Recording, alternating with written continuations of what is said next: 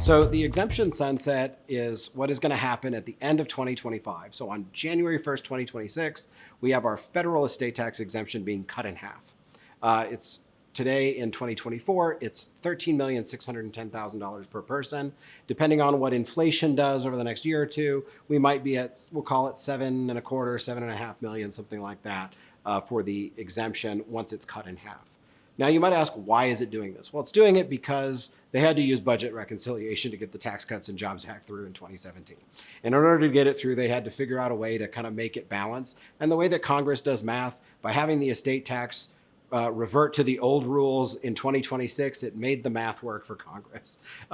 So it's not really a policy choice. It was really much more of a, this is the only way to get it done. At that point. So I think this is going to be an enormous sort of point of planning for clients. A lot of people need to get planning in order to potentially take advantage of this.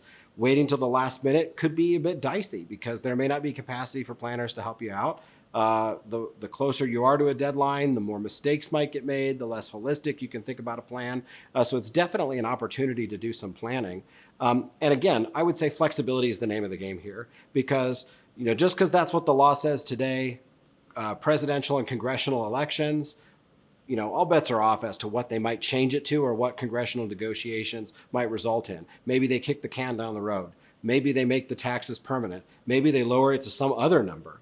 Who knows what's going to happen? So you want to have some flexibility in any planning you do in advance of the sunset.